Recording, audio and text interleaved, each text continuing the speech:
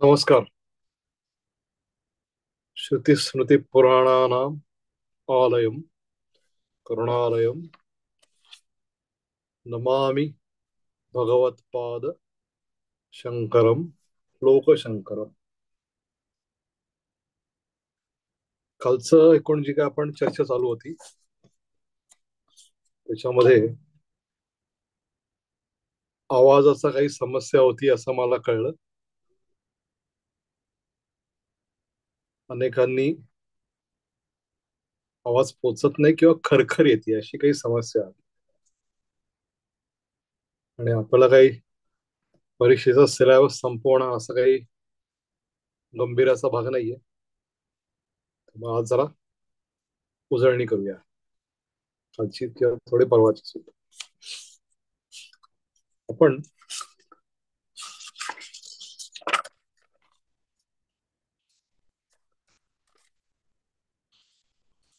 सूक्ष्म शरीरोत्पत्ती हा एक भाग पाहिला.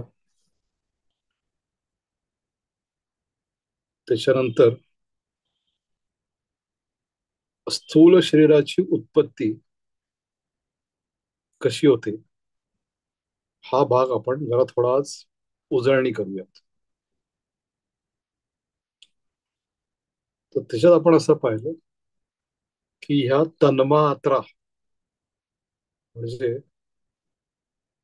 तेवढ्या पुरतं ऍड हॉक असं काहीतरी तयार झालं होतं. आणि पुढे त्या तन्मात्रेचा 50% भाग आणि इतर बाकी चार तन्मात्रांचा 12.5 भाग असं मिळून 50% असं मिळून ते एक महाभूत तयार होत.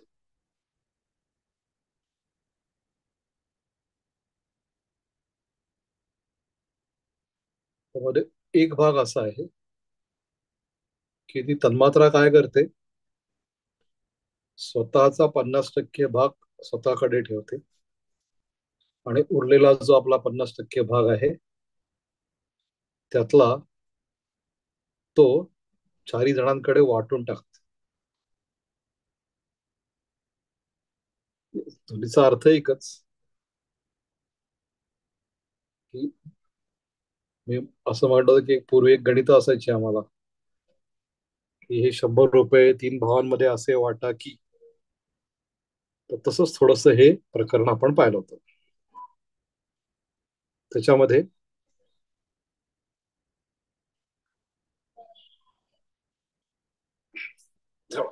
बंद करू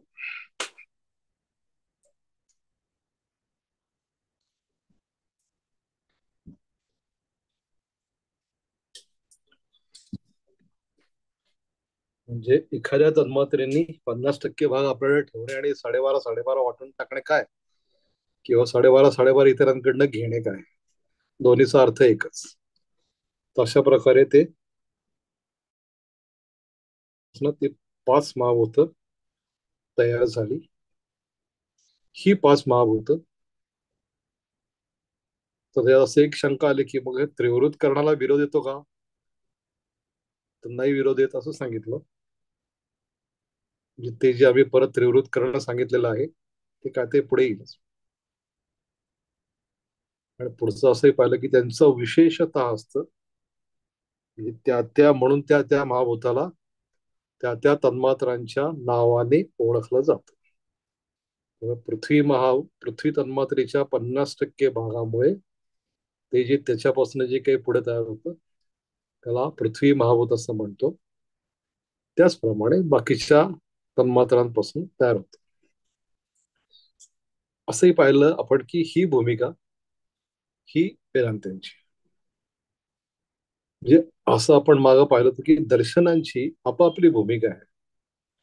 आणि दर्शनांचे सामायिक विषय कुठले, अगदी सामायिक विषय पाहिलं तर आत्मा, कर्मविपाक, मोक्ष हे सगळ्या दर्शनांचे अतिसामायिक विषय. म्हणजे कुठलंही दर्शन याची चर्चा केल्याशिवाय आपली स्वतःची मांडणी ते काही करत नाहीत. आत्मा, म्हणजे त्या आत्मा म्हणजे एक मी जेनरिक नाव दिलं त्याला, शरीर बाह्य चैतन्य. मग त्याला कोणी आत्मा म्हणेल, कोणी पुरुष म्हणेल, कोणी परमेश्वर म्हणेल. ह्याला स्वीकारल्या किंवा नाकारण्याशिवाय ते दर्शनाचा जो काही एक क्रायटेरिया तो पूर्ण होत नाही. आत्मा कर्मविपाक मोक्ष, जे कर्म असतं त्याचा विपाक होतो, मोक्ष, अशी सगळी ही सामायिक विषय. जरी सामायिक असले तरी त्यातल्या तपशिलामध्ये भेद आहे. आणि तो भेद कसा आहे, तर त्या भेदामध्ये वेदांत्यांचं आपण पाहतोय. न्यायवैशेषिकांचं पाहिलं तर त्यांचं अणु अशी एकूण सगळी व्यावहारिकता आहे. पण त्या अणूपासून पुढे जी काही प्रगती त्यांची होत राहते, ती कशी होते याच्याबद्दल परत त्या दोघांची मतं वेगवेगळी आहेत. इथे असं नाही म्हणायचं की दोघांची मतं एकमेकाला विरोधी आहेत, असं नाही. आमचा बघायचा दृष्टिकोन हा असा आहे.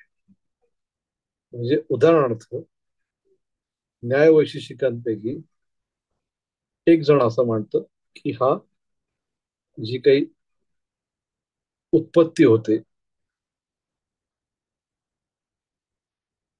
त्याच्यामध्ये त्यांनी असा एक वाद वापरला की पिलू पाक वाद. आणि एक दर्शन म्हणतं पिठरा पाक वाद. आता म्हणजे कसं, की जसं त्या शाळेमध्ये एक लोखंडाच्या सळईला मेणाने आम्ही काही ती शिसाळी चेटवायचो. एका बाजूला आई दिला, उष्णता दिली की ती उष्णता पुढे पुढे पुढे पुढे जायची. आणि मग ते आधी मेणाचं पहिलं वितळायचं, तो बॉय बेरिंग्स, त्याला आम्ही लहानपणी शिसाळी म्हणायचो, ते खाली, मग पुढचं, मग पुढचं. तर इथे काय होतं, त्या लोखंडाच्या सळीचा एक एक एक एक परमाणू गरम होत जातो. त्याला म्हणायचं पिलू, पिलू पाकवा. पाकची उत्पत्ती कशी होते याचे दोन उदाहरण म्हणून सांगतो. पिठरोत्पत्ती म्हणजे आंबा अख्खाच्या अख्खा आंबा पिकतो. हे दिसताना तरी असं दिसतं आपल्याला की अख्खाच्या अख्खा आंबा एका वेळेला पिकला. घडताना ते एकानंतर एकच घडत असतं, पण दिसताना काय दिसतं, ऍज अ युनिट दिसतं. तर असं म्हणजे दोघांची भूमिका अणूपासून पुढे, अणूपासून ब्रह्मांड, अशीच भूमिका दोघांची आहे या शिक्षकांची. पण त्याच्यामध्ये सुद्धा फरक आहे. तर इथे जगदोत्पत्ती होते कशी, त्यामध्ये वेदांताची भूमिका, ते आपण सगळं पाहिलं. अज्ञान, चैतन्य, मग ते एकमेकासून भेद कसं नाही, हे सगळं. तर तशी ही तन्मात्र कशा तयार होतात तेही पाहिलं. त्या तन्मात्रांचा एक व्यपदेश, त्याला ग्रॉसली आपण त्याला नाव दिलं, हेही पाहिलं आपण. आता ही सगळी पंचीभूत भृत पंचीकृत, पुन्हा एकदा लक्षात घ्या, प्रपंच शब्दामध्ये हे प्रपंचमध्ये ते पंचीकरण अपेक्षित, तर ते आपण पाहिलं. मग या पंचीकृत भूतांपासून भू भुवा स्वहा महा जनः तपहा सत्य, हे वर वर वर वर कशाच्या, म्हणजे एक आपण जो जिथे राहतो त्या लोकांच्या, त्याच्या वर वर वर वर, उपरी उपरी, आणि अतल वितल सुतल रसातल तलातल महातल पातल, असे खाली खाली खाली खाली खाली. एक गमतीदार गोष्ट मला आठवली. एक विख्यात शास्त्रज्ञ होते फेनमन नावाचे. You must be joking mister Feynman नावाचं एक खूप सुंदर पुस्तक आहे त्यांचं. तर त्यांना जरी विख्यात शास्त्रज्ञ होते तरी त्यांना सामान्य लोकांना शास्त्राची चर्चा सामान्य लोकांशी करायला, त्यांच्याशी हे सगळं बोलायला आवडायचं. तर त्यांनी एका एका महिलेला विचारलं की हे जग कशावर उभं आहे. ती म्हणले की देर इज अ टर्टल, एक कासव आहे, तर त्या कासवाच्या पाठीवर पृथ्वी उभी आहे. ते म्हणले की बर, मग ते कासव कुठं उभं आहे. म्हणजे त्याच्या खाली एक कासव. मग ते कासव कुठे? तर ते म्हणली, don't you know, there are turtles all the way down.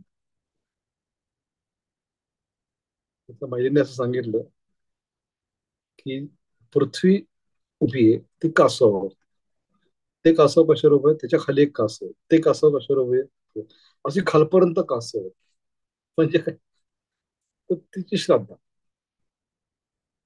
आणखीन एक गमतीदार एक म्हणजे आमच्या लहानपणी बालभारती नावाचं एक पुस्तक आम्हाला असायचं.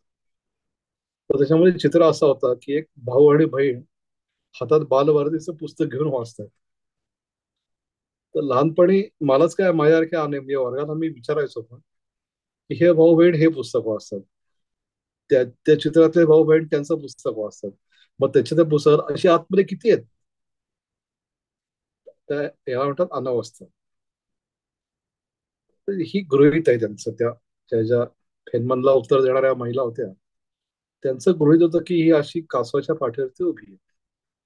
आपल्याकडचं एखादा म्हणला असतं की ते शेषनाग आहे त्याच्यावरती उभं आहे. मग शेषनाग कशावरती उभा आहे, तर त्याच्या खाली शेषनाग, असं काहीतरी चालू राहिलं असतं. हे त्या त्या व्यक्तीचं जगाच्या अस्तित्वाबद्दलचं गृहीत. तसं यांचं हे गृहीत असे की ब्रह्मांड म्हणजे काय, तर ब्रह्मांड म्हणजे हा जो काही लोक आहे, त्याच्यावरती सात, खाली सात असे लोक आहेत. तर ते सगळे लोक तर अंतर्गत चतुर्विध स्थूल शरीरे आणि त्यांची उचित अन्नपानादी, ह्या सगळ्याची जी काही उत्पत्ती होते या पंचीकृत महाभूतांपासून, आणि त्या सगळ्याचं मिळून जे काही एक तयार होतं त्याला म्हणायचं ब्रह्मांड. असं आपण एक भाग पाहिला.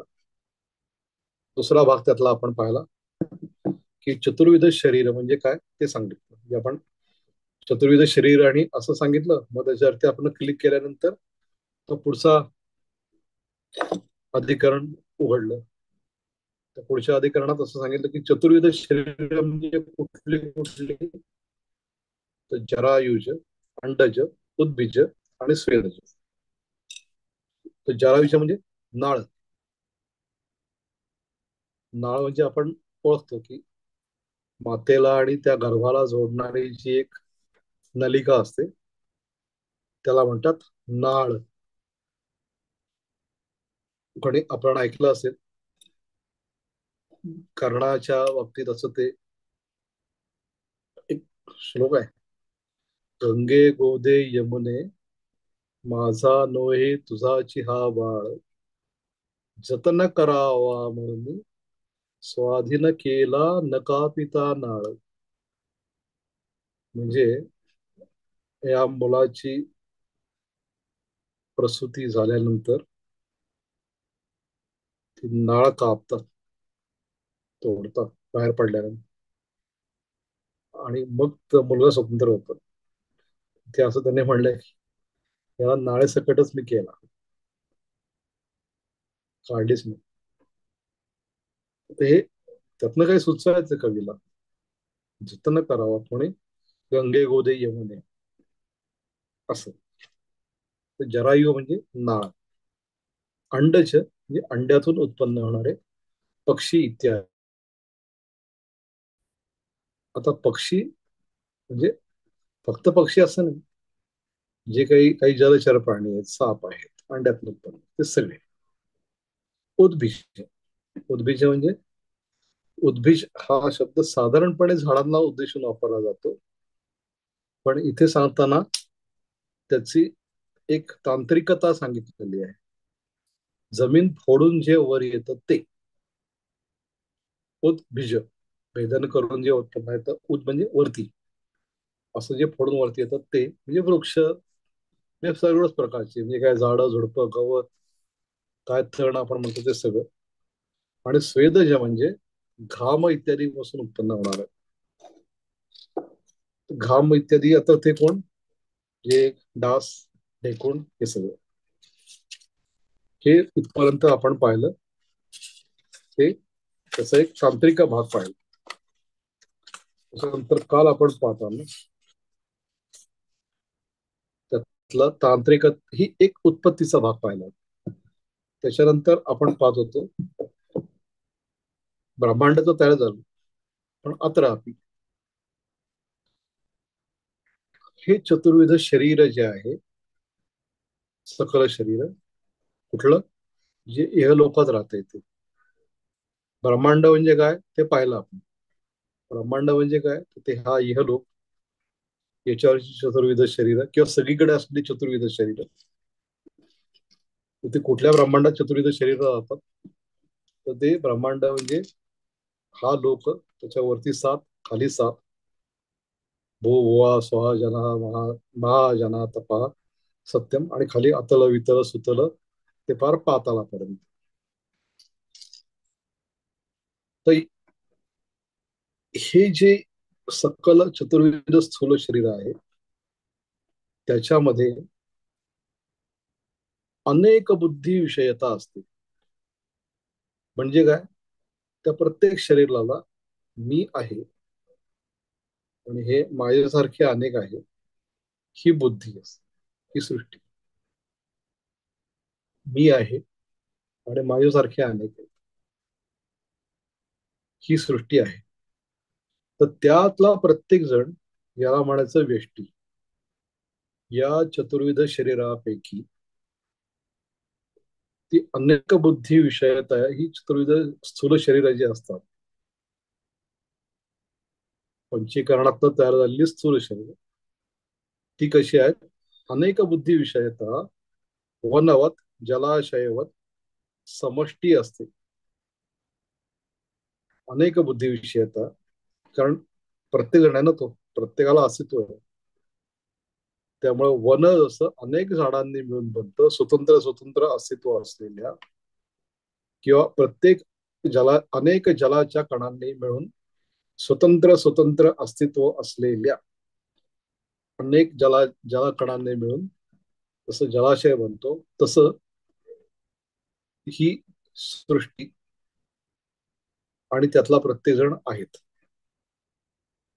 आणि म्हणजे ते सगळे मिळून त्याला म्हणायचं समष्टी, त्यातला प्रत्येक जणाला म्हणायचं व्यष्टी. अनेक बुद्धी विषयता, सगळ्याला मिळून ब्रह्मांडातल्या चतुर्विध शरीरांना मिळून म्हणायचं समष्टी.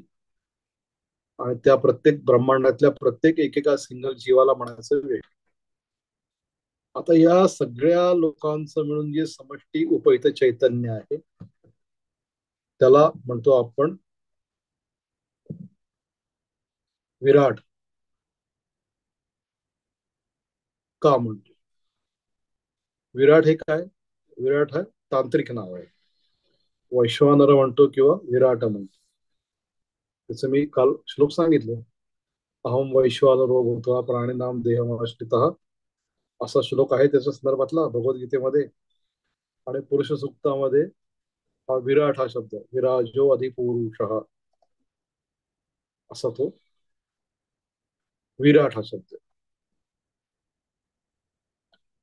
हे भगवद्गीता आणि उपनिषद ही तर प्रमाणच आहे वेदांतांची, तेव्हा तिथे हे शब्द येणं स्वाभाविकच आहे.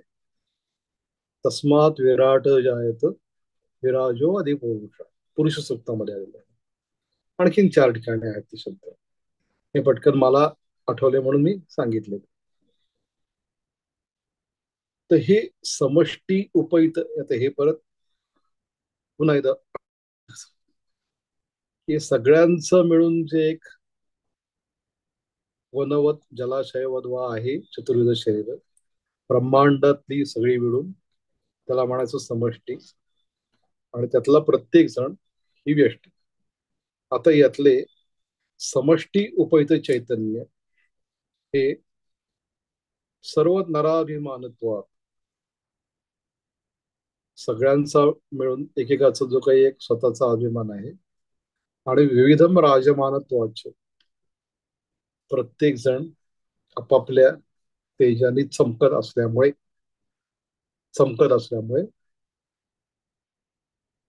याला, चैतन्याला वैश्वानर किंवा विराट असं म्हणतात. आणि त्याचे आपण दृष्टांत पाहिले की दिवाळीत समजा आपण पर्वतीवरती गेलो, जसं पहाटे असंख्य दिवे लुकलुकताना दिसतात. तो काय एकच्या एक सुंदर प्रकाश दिसत नाही. किंवा कधी आपण पुण्याच्या बाहेर गेलो किंवा आपापल्या शहराच्या बाहेर गेलो, तर एक आकाशगंगा कधी कधी दिसते.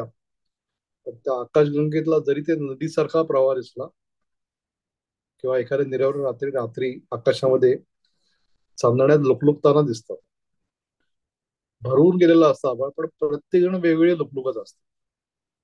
तो एकच एक ट्यूब सारखा लाईट दिसत नाही. किंवा मी असंही सांगितलं की विमानात खाली पाहिल्यानंतर फार अगदी रस्त्यावरचे लाईट सुद्धा कळतात. जे स्ट्रीट लाईट्स असतात ना, ते सुद्धा आपल्याला दिसतात. आणि कळू शकतं की ज्यांना जो कधी कधी सराव झालेला असतो की या रस्त्यावरनं जातोय आपलं विमान, त्यांना ते कळू शकतं की आता आपण इथे आलेलो आहोत. वरतून दिसताना ते दिसतं. तशा प्रकारचं हे व्यष्टीचे लाईट पडून पडून पडून एक भली मोठी समष्टीचं एक चैतन्य दिसतं.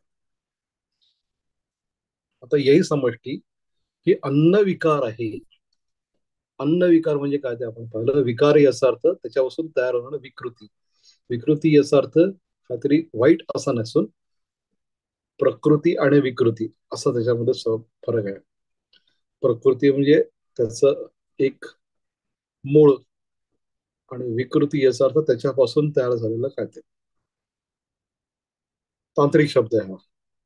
जे आपण व्यवहारामध्ये विकृती आहे याचा अर्थ काहीतरी त्याच्यामध्ये विचित्रपणा, समाजाला न पटणारा असा विचित्रपणा असा त्याचा अर्थ करतो. तथापि इथे विकृती म्हणजे जसं आम्ही तांत्रिक शब्द वापरतो की दूध हे आहे ही प्रकृती, पण दही ही दुग्ध विकृती, साखर ही इक्षु विकृती, गुळ ही इक्षु विकृती. तशा अर्थाने इथे अन्न विकार आहे ही समष्टी, ही अन्न विकार आहे. अन्नापासून त्याला तयार झालेली आहे चतुर्विध शरीर, आणि ती स्थूल भोगाचं आयतन आहे. स्थूल भोग म्हणजे ते काय पाहिलं, जागलो झोपलो, जेवण केलं, अमुक खाल्लं, अमुक चित्रपट पाहिला, आज अभ्यास केला, हे असे जे स्थूल भोग आहेत त्याचं ते आयतन म्हणजे ती चतुर्विध शरीर आहे. ते थोडक्यात काय सांगायचं तर शरीर ही भोग घेत असतात.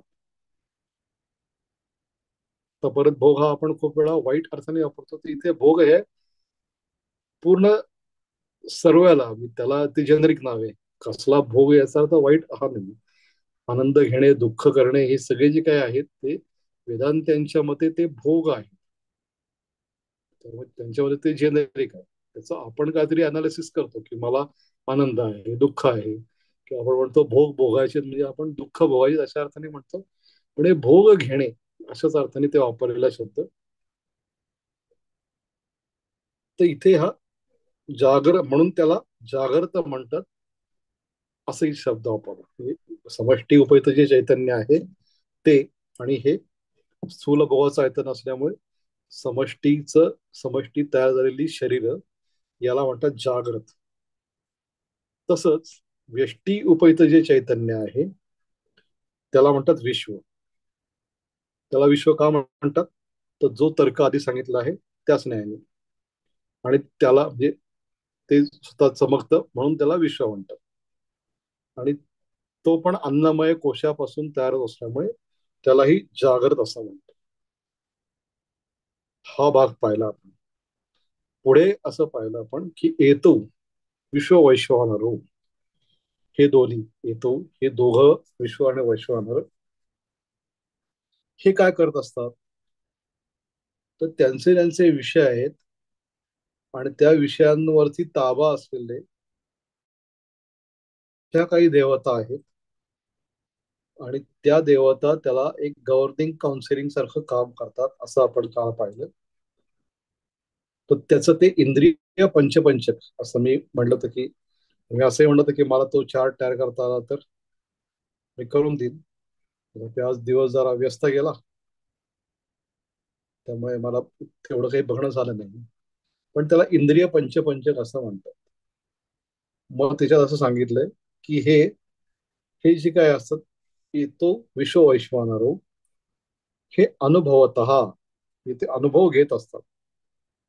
कसला कसला घेतात अनुभव, तर ज्ञानेंद्रिय त्यांच्या त्यांच्या देवतांच्या अंडर गव्हर्निंग काउन्सिल कर्मेंद्रिय त्यांच्या त्यांच्या गव्हर्नर काउन्सिलिंगच्या अंतर्गत, जे ज्ञानेंद्रिय आहेत त्यांचे त्यांचे विषय आहेत, त्यांचं त्यांचं गव्हर्निंग काउन्सिल आहे. कर्मेंद्रिय आहेत त्यांच्या त्यांच्या क्रिया आहेत. कारण ज्ञान होणारे कुठले शब्दस्पर्श रूपरसगंध, त्याला विषय म्हणतात. रामदास ज्या अर्थाने म्हणतात ना, विषय सर्वथा नावड, तो विषय वेगळा. इथे विषय ही गोष्ट शब्दस्पर्श रूपरसगंध याच्यापैकी. तर हेच झाल्यानंतर तर श्रोत्रादी पंचक जे आहेत ते विषय शब्दस्पर्श रूप असं समजून घेणारी, आणि त्यांच्या त्या पाच देवता आहेत: अग्नी, उपेंद्र, यम, अग्नी, इंद्र, उपेंद्र, यम, प्रजापती. त्याच्यानंतर वाघादी, वाघ ही जी काही पाच कर्मेंद्रिय आहे, हस्त, पाद, ही सगळी त्याची कर्मेंद्रिय आहेत. तर ती काय करतात?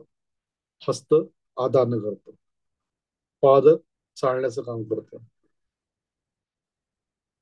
हस्त, पाद, पुढे अच्छा काय होतंय ते वचन आदान, गमन पाय चालण्याचं काम करतात, विसर्ग वायू उपस्थ, वाचा पाणी, वाचा हे पहिलं बोलण्याचं काम, तेच मी विसरून गेलो. वाचा पाणी पाद पायू उपस्थ. वाचा बोलण्याचं काम, पाणी हाताचं काम, उचलणं ठेवणं देणं घेणं, पाद चालण्याचं काम, पायू विसर्गाचं काम, शरीरातील मल टाकून देण्याचं काम, उपस्थ म्हणजे जनांद्रिय, ते आनंद देण्याचं काम होतं. त्याचे त्याचे चार चार पाच गव्हर्नर काउन्सिल आहेत. ज्ञानेंद्रिय त्यांचे गव्हर्नर्स, त्यांचे विषय. कर्मेंद्रिय त्यांची कर्म, त्याचे गव्हर्नर्स.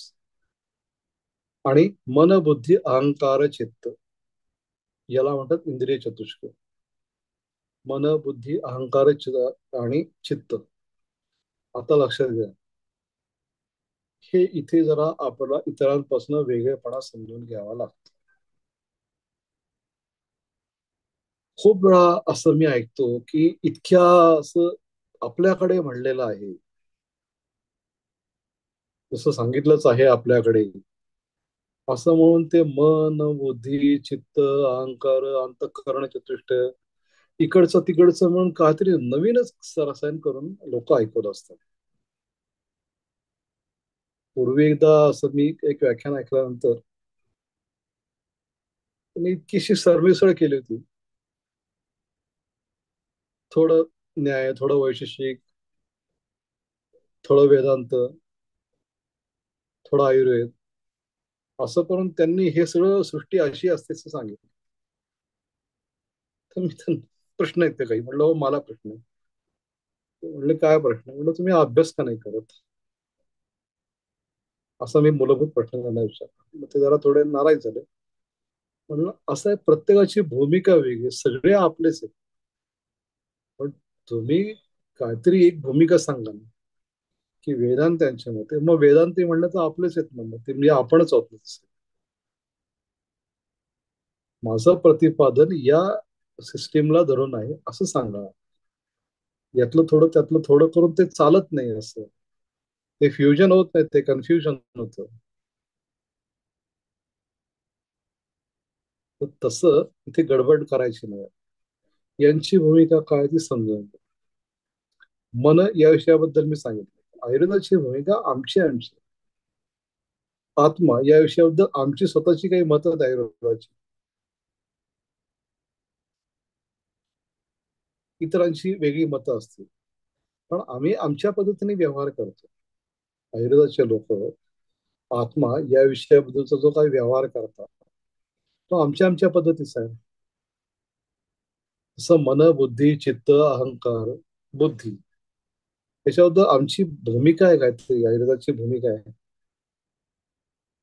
अहंकार, आमची भूमिका आहे काहीतरी, किंवा असेल किंवा नसेल, इतरांची वेगळी असू शकते. आता यांनी सांगितलं की हे मनबुद्धीचे अहंकार आणि चित्त नावाचं इंद्रिय चतुष्क हे अर्थातच अमूर्त आहे. म्हटलं याला मूर्ती नाही, बुद्धीला मूर्ती नाही, आकार नाही, अहंकाराला आकार नाही आणि चित्ताला आकार नाही.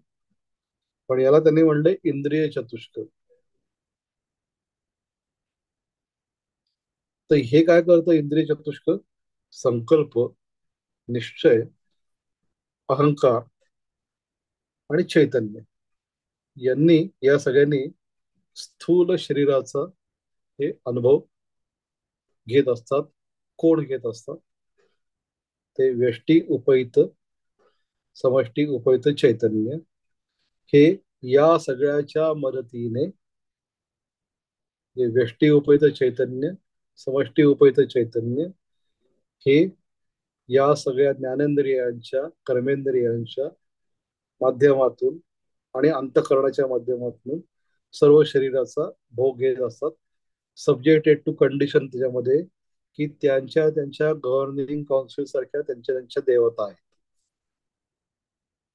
इथं परत लक्षात घ्या की ते ज्ञानेंद्रिय कर्मेंद्रिय यांना एक गव्हर्निंग काउन्सिल आहे आणि ते 5 जण बसलेले आहेत. ते आपापल्या त्या ज्ञानेंद्रियाकडे किंवा कर्मेंद्रियांकडे त्या त्या देवता म्हणजे याच्यामध्ये लक्षात काय काय घ्यायचंय.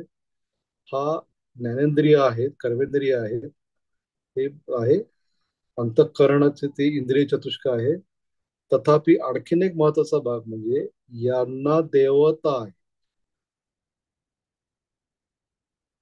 गव्हर्निंग काउन्सिल सारख्या तर त्याच्यावरती नियंत्रण ठेवतात.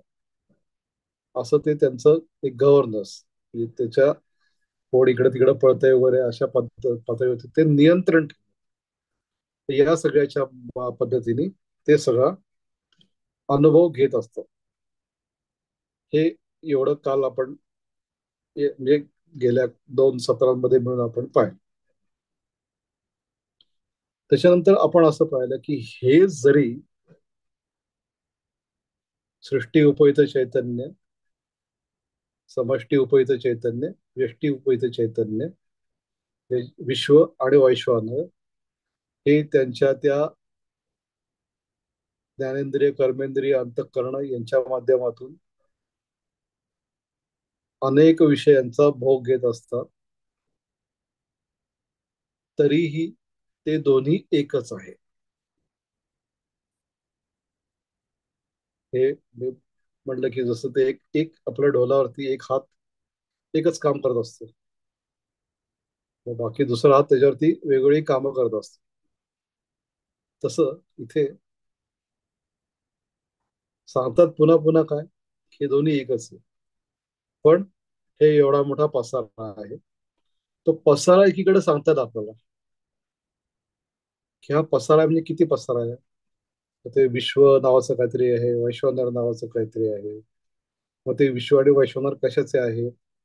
तर ते अनुक्रमे त्या विश्व आहे आणि वैश्वानर आहे. ते विश्व आहे त्या व्यष्टीचं आहे, वैश्वानर आहे ते समष्टीचं चैतन्य आहे. ती समष्टी कशाने बनलेली आहे तर चतुर्विध शरीर आणि ते ब्रह्मांड ची समष्टी बनलेली आहे. प्रत्येक जीवाला स्वतंत्र अस्तित्व आहे. पण हे पुन्हा सांगायचंय काय, तर हे दोन्ही एकच आहे.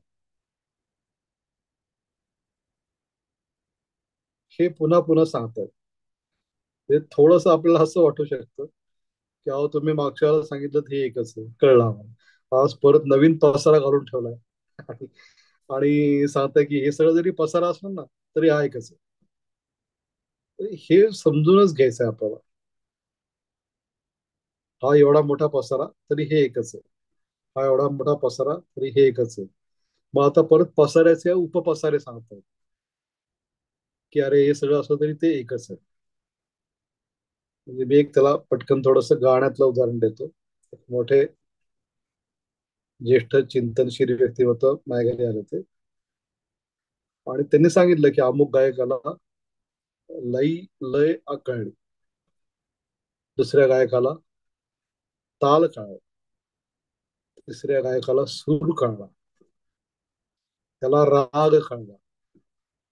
तर मी माझं जे एक आयडॉल म्हणतो असं एक व्यक्तिमत्व आहे. म्हणलं तुम्ही या व्यक्तीबद्दल काही बोलत नाही. ते म्हणले त्या माणसाला गाणं कळलं. वा. म्हणजे काय तर ते म्हणजे तुम्ही घराचे मालक आहात, तुम्हाला अख्खं घर माहिती आहे.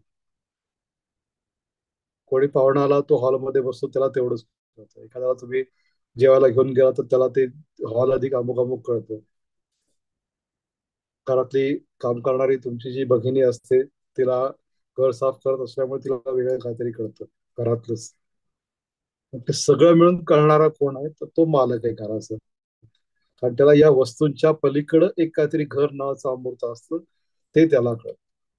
तर साधारणपणे ते जे आहे की हा हे पसारा म्हणजे एकच आहे, हे घर पण एकच आहे, हे दोन्ही खोल्या मिळून हा एकच आहे, हे तिन्ही खोल्या मिळून एकच आहे, हे चारही खोल्या मिळून त्याच्यामध्ये अमुक अमुक वस्तू भरल्यात तरी ते सगळं एकच आहे. तसंच सगळं एक एक पसारा उलगडून सांगतात आणि परत सांगतात की हे सगळे एकच आहे. आणि ते कसं एकत्र आहे, तर जसं वनाला किंवा वृक्षाला व्यापून उरणारं आकाश एकच आहे, की जे आकाश त्या वनाला व्यापून उरते, जे आकाश त्या वृक्षाला व्यापून उरते, ते दोन्ही एकच जसं आहे. किंवा जलाशयात पडणार आकाशाचं प्रतिबिंब आणि पाण्याच्या एका थेंबात पडणारं आकाशाचं प्रतिबिंब जसं एकच आहे, तशा प्रकारे हा सगळा पसारा आणि ते चैतन्य हे सगळं मिळून एकच आहे. अगदी सहज मला तो चित्रपट आहे मोगले आझम, त्याच्यामध्ये एक गाणं आहे, तर त्या नायिकेचं प्रतिबिंब आरशामध्ये प्रत्येक तो एक दिसताना तो एक आरसा दिसतो मोठा, तरी त्या एका आरशामध्ये अनेक आरसे असतात आणि त्या नायिकेचं प्रतिबिंब त्या प्रत्येक आरशामध्ये दिसत असतं. अशी एक थोडीशी भूमिका आहे. जसा आरसा पाहिलाय मी एका, मला आता आठवत नाही, बहुतेक जयपूरच्या जवळ ते आहे तिथे पाहिलंय किंवा कुठेतरी पाहिलंय की त्या एक आरसा दिसतो पण त्या आरशामध्ये अनेक प्रतिबिंब पूर्ण दिसतात. तर तशा पद्धतीची ही स्थूल प्रपंचोत्पत्ती हा भाग आपण त्याच्यामधला आतापर्यंत पाहिला. सूक्ष्म प्रपंच उत्पत्ती, स्थूल प्रपंचोत्पत्ती, हे इथपर्यंत आपण भाग पाहिले. इथं आपला एक वेगळा स्तर संपला. आपण मुळात सगळे चाललंय सगळं ते अध्यारोप, म्हणजे आपण जी वस्तू आहे तिला अवस्तू समजतोय ही मूळ भूमिका. मग त्या अवस्तूचे आणखीन पसारा सांगायला सुरुवात केली. मग अवस्तूचा पसारा सांगून पुन्हा एकदा ते सांगितलं की यार ते सगळं एकच आहे.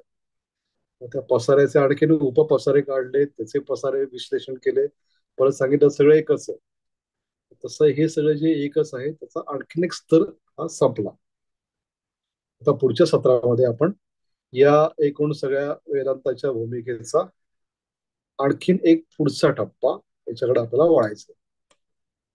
तर आज आपण थांबूया.